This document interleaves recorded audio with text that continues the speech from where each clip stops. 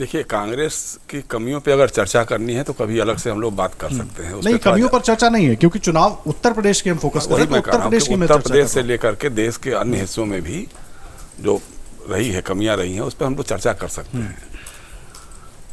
अब रहा सवाल रायबरेली और अमेठी का कि कांग्रेस लड़ेगी कि नहीं। कांग्रेस पक्का लड़ेगी, अमेठी से भी लड़ेगी और रायबरेली से भी लड़ेगी। भारतीय जनता पार्टी ने अभी तक रायबरेली से कैंडिडेट क्यों नहीं दिया किया? भारतीय जनता पार्टी ने अमेठी के बगल में सुल्तानपुर से टिकट क्यों नहीं तय किया? भारतीय जनता पार्टी ने पीलीभीत से टिकट क्यों नहीं किया?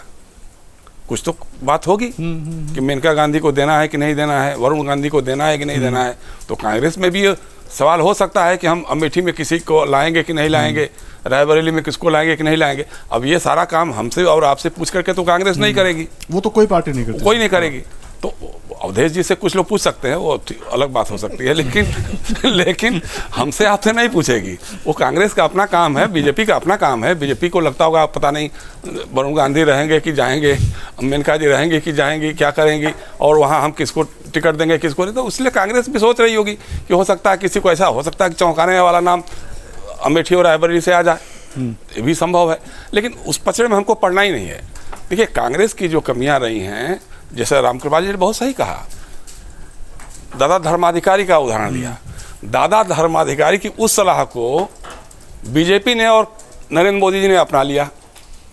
हारे हुए दारा सिंह चौहान हार गए विधानसभा का चुनाव, उनको मंत्री बना दिया।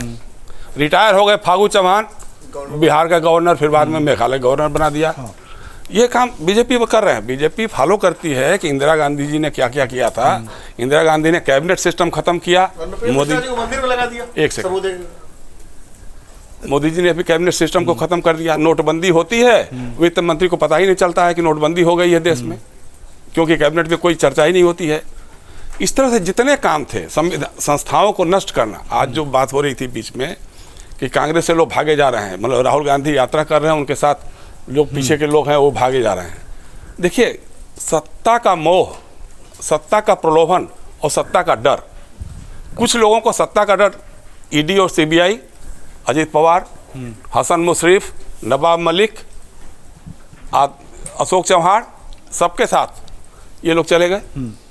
सत्ता का मोह, सुरेश पचौरी बेचारे 4-4 बार राज्यसभा का टिकट उनको भेजा राज्यसभा में। मध्य प्रदेश की कांग्रेस का अध्यक्ष बनाया, चुनाव लड़ गए, जमानत जब्त, हार गए बुरी तरह से। अब उनको कुछ नहीं तो ठीक है, रिटायरमेंट है, कहीं कुछ नहीं तो गवर्नरशिप ही दे देंगे मोदी जी, संभव है। ये सत्ता का मोह है। जब कांग्रेस भी सत्ता में होती थी तो इसी तरह से बहुत विपक्ष के लोगों को तोड़ तोड़ करके लाती थी अपने पास। कभी वो टूट के आ गए, कभी वो टूट के आ गए। समाजवादी लोग बहुत सारे चले गए, कल्पनाथ राय, जगदीश जोशी, कितने, नारायण सिंह, बहुत सारे लोग थे, वो सब चले जाते थे। और जब सत्ता का ये होता है ना, अब कल्याण सिंह क्यों भाजपा छोड़ करके चले गए थे, मुलायम सिंह के साथ बैठ गए थे।